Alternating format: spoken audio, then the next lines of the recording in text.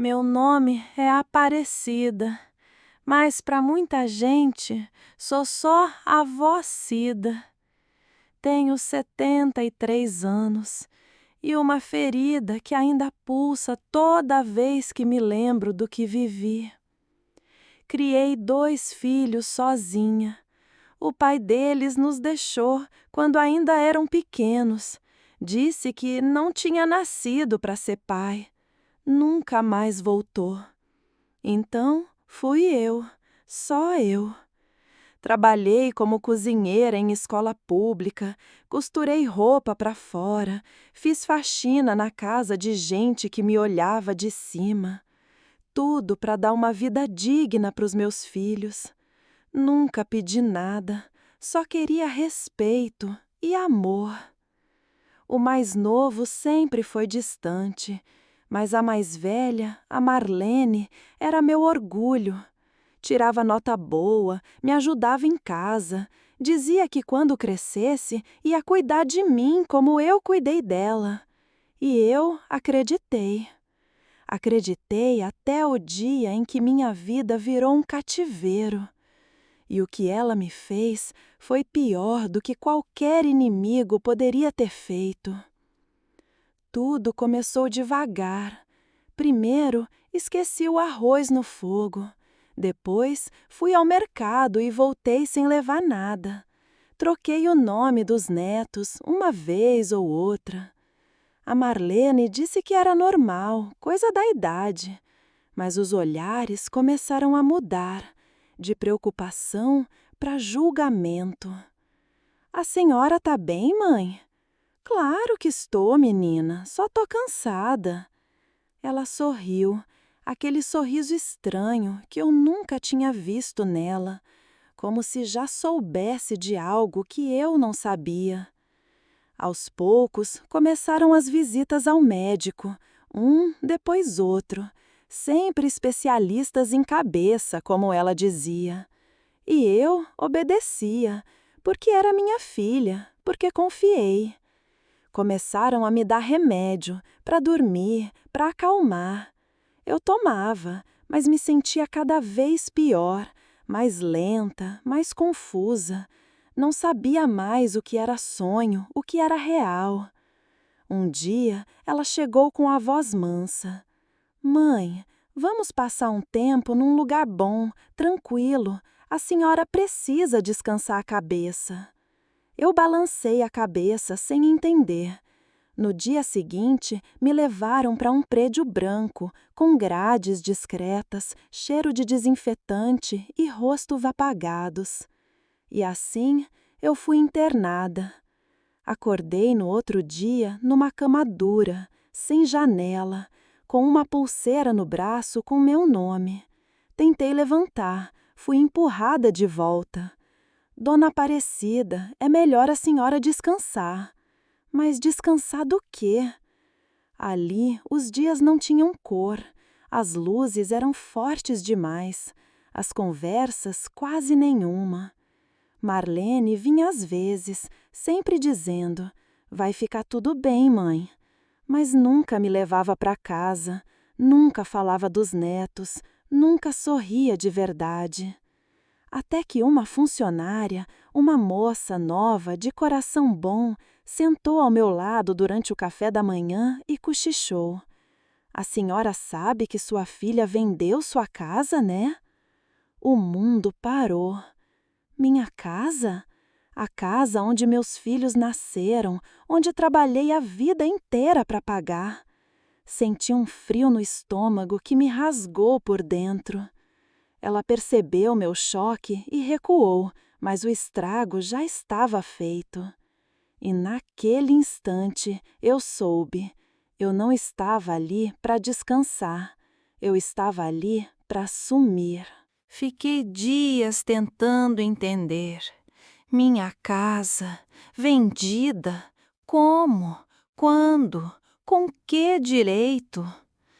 Eu não conseguia pensar com clareza. Os remédios me deixavam sonolenta, pesada, sem tempo. Mas aquela frase da enfermeira me despertou de um jeito que nenhum remédio conseguiu apagar. Comecei a observar.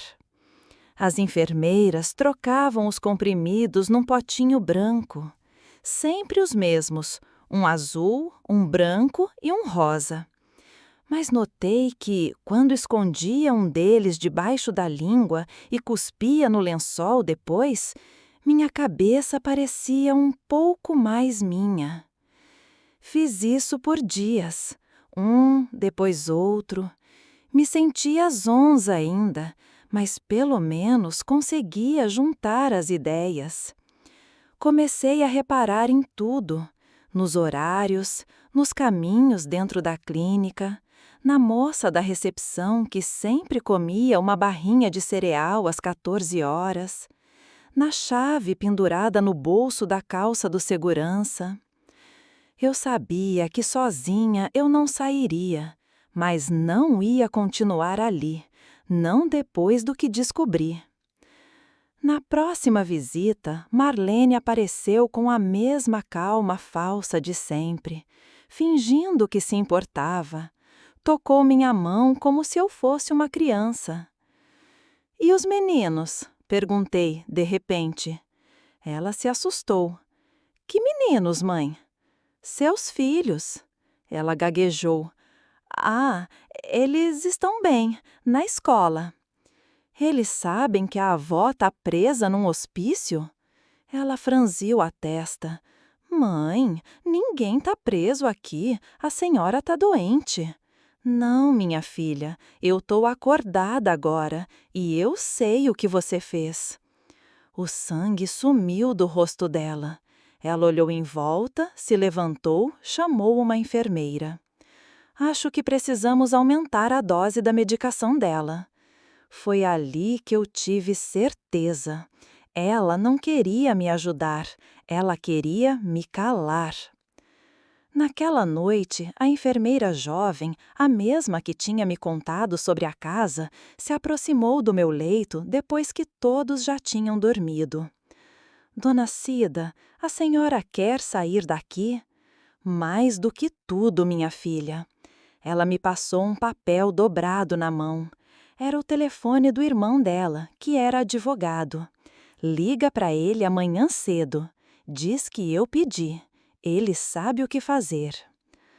No dia seguinte, quando me levaram para uma consulta fora da ala principal, aproveitei que estava mais lúcida e pedi para usar o telefone da recepção. Disse que queria ouvir a voz da neta. A moça permitiu. Um erro que para mim foi salvação. Liguei, falei com o advogado. "A senhora é a mãe da Marlene dos Santos?" "Sou, e estou sendo mantida contra a minha vontade numa clínica em nome de um tratamento que nunca pedi." Ele ficou em silêncio por alguns segundos. "Eu já ouvi falar desse caso. Sua casa foi vendida há 3 meses. O dinheiro está numa conta conjunta com a sua filha." Meu sangue ferveu. Eu quero sair, agora. "Farei o possível, dona Cida, mas vai precisar de tempo. Isso é grave." Enquanto ele montava o processo, eu fingia. Fingia que tomava os remédios, fingia que estava esquecendo tudo, fingia que confiava na Marlene. Mas por dentro, eu voltava a ser quem sempre fui. A mulher que criou 2 filhos sozinha, na unha, com coragem. E se ela achava que me dopando ia apagar minha história, ela esqueceu de um detalhe. Mãe não esquece. Nem mesmo dopada. Os dias seguintes foram uma mistura de silêncio e fúria contida. O advogado pediu paciência. Disse que já havia começado a levantar documentos, solicitar registros médicos e transações bancárias. Ele precisava de provas e tempo. Tempo esse que para mim doía. Doía estar ali, de banho assistido, chamada de senhora, cercada por pessoas que me olhavam como se eu tivesse perdido a cabeça. Mas o que eu tinha perdido foi a liberdade. Fui me agarrando a pequenos detalhes para não surtar. O canto dos passarinhos pela janela do pátio, o cheiro do pão às 5 da manhã e, principalmente, a memória. Minha memória. Essa que eles tentaram tirar com remédios. Eu me forçava a lembrar de tudo. Da casa, dos netos, do tapete da sala, das músicas que Marlene ouvia quando criança. Lembrar era o meu ato de resistência. Uma semana depois, Marlene voltou, dessa vez com um buquê na mão. Trouxe flores, mãe. Tá tentando cobrir o cheiro da sua mentira? Ela fingiu não entender, me deu um beijo na testa e se sentou. Como a senhora está se sentindo? Acordada. Ela franziu a testa. Eu falei com o advogado. Ele entrou em contato comigo. Ah, então ela sabia. Disse que está criando confusão, que a senhora quer sair. Eu quero justiça. Ela suspirou fundo, olhou ao redor, depois baixou o tom de voz. Mãe, eu só fiz o que achei melhor. Vender a casa foi o melhor para quem? Ela não respondeu. Você não me internou por amor, Marlene. Você me internou por conveniência. A expressão dela endureceu. A senhora sempre foi dura comigo, sempre preferiu o Pedro. Aquilo me atingiu, mas eu não deixei transparecer. Você quer jogar tudo em cima de ressentimento agora? A senhora nunca viu meu esforço, nunca valorizou o que eu fazia.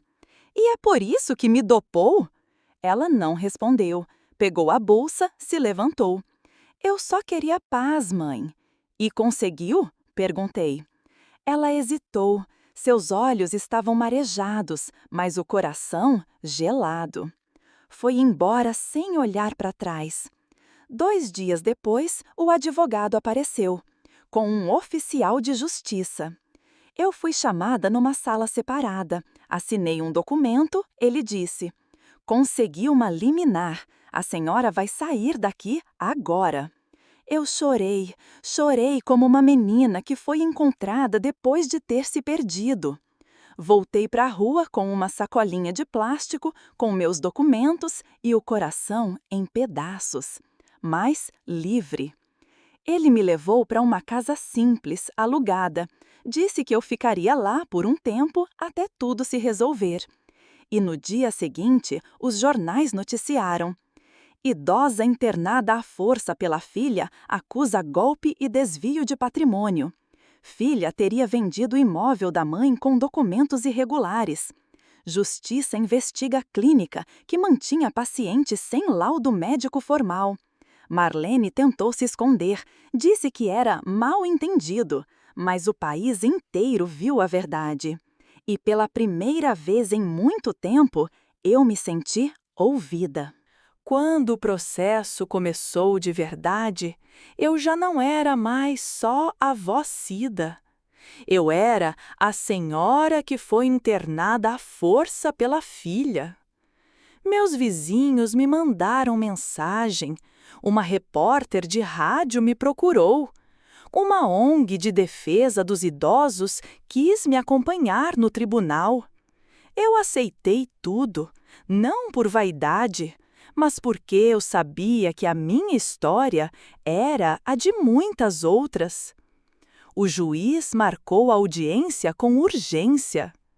No dia, me sentei ao lado do meu advogado. De um lado, ele, do outro, ela, Marlene.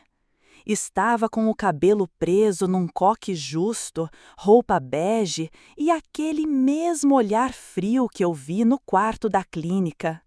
Mas ali ela tremia e pela primeira vez ela não controlava nada. O juiz perguntou se ela gostaria de falar. Meritíssimo, minha mãe não estava bem, confundia as coisas, esquecia nomes. Eu apenas quis protegê-la. E a venda da casa dela? O juiz perguntou. Eu achei que não voltaria para lá. O lugar estava mal cuidado, perigoso. A conta onde foi depositado o dinheiro está em seu nome, correto? Ela hesitou. Sim, mas era provisório. Eu usaria o dinheiro para cuidar dela. Eu abaixei a cabeça, não por vergonha, mas porque ouvi cada palavra e cada uma delas era uma mentira dita com voz treinada. Quando chegou minha vez de falar, me levantei. As pernas tremiam, mas o coração era pedra.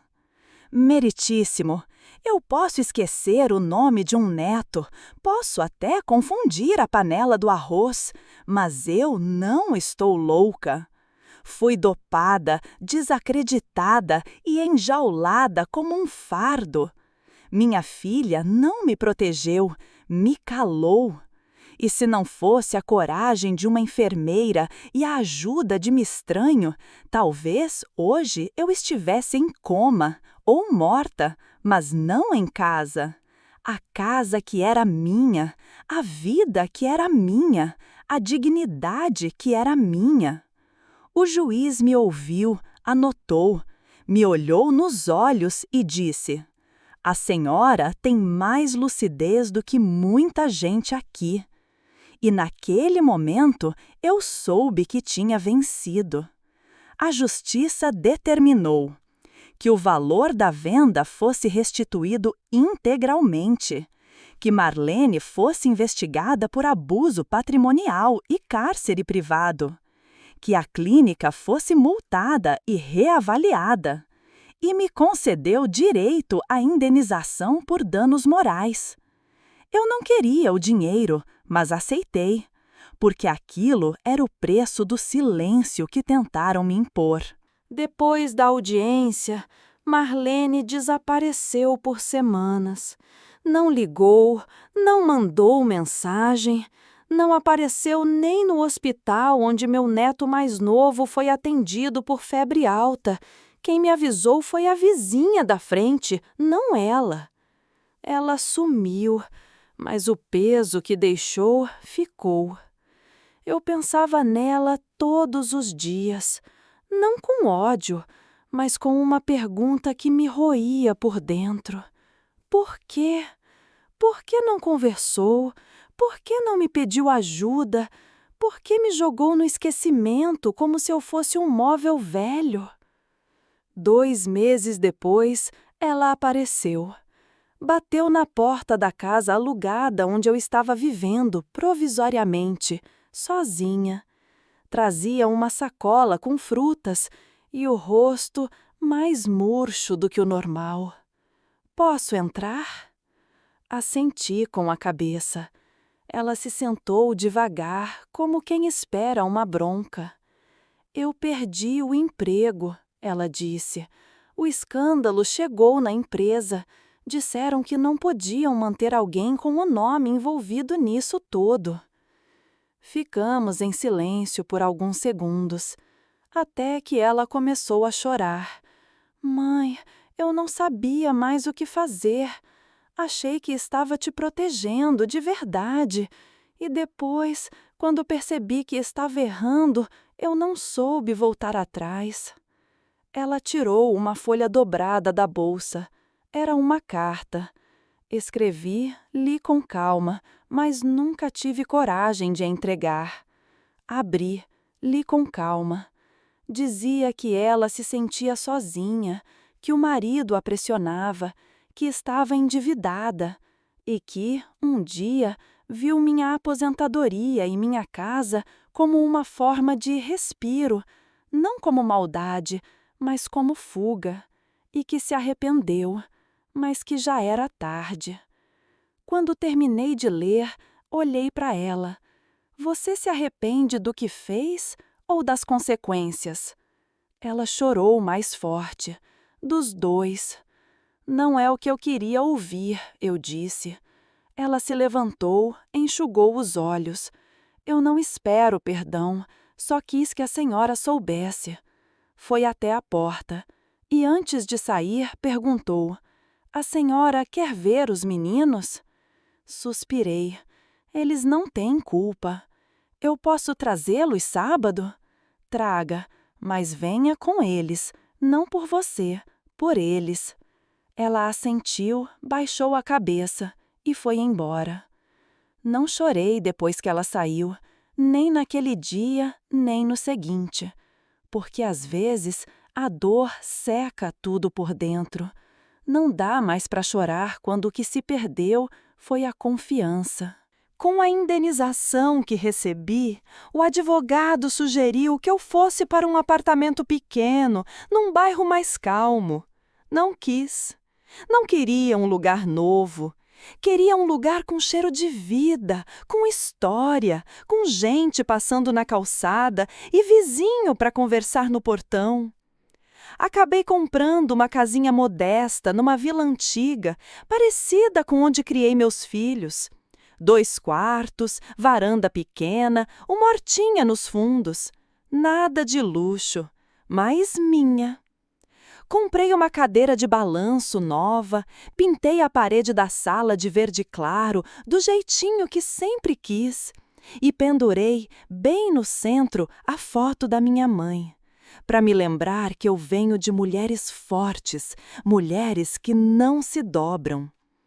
No sábado, como prometido, Marlene apareceu. Trouxe os meninos. Eles correram para o meu colo, me abraçaram como se nunca tivessem me perdido. E talvez nunca tivessem mesmo. Porque criança enxerga a alma da gente, e meu amor por eles nunca mudou. Servi café com bolo de fubá, fiz suco natural, como nos velhos tempos. Eles riram, me contaram da escola, das travessuras, das músicas que gostam. Marlene ficou sentada num canto, quieta, observando, com um misto de culpa e saudade no rosto. Antes de ir embora, me abraçou. Foi um abraço meio frouxo, mas sincero. E eu fechei os olhos, não para perdoar, mas para aceitar. Porque tem coisa que a gente não esquece, tem dor que vira parte da pele. Mas tem também um tipo de amor que resiste ao imperdoável. Hoje, escrevo essa história com as mãos trêmulas, mas com o coração inteiro.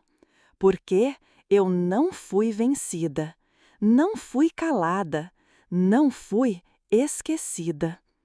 E se você está ouvindo isso agora, saiba, ser velha não é o mesmo que ser fraca, e ser mãe é muito mais do que gerar. É sobreviver aos filhos, ao mundo e a si mesma. E se você chegou até aqui, é porque essa história tocou você de alguma forma. Então, por favor, curta este vídeo, deixe seu comentário aqui embaixo e me conte o que você sentiu. Você já viveu algo parecido? Conhece alguém que passou por isso?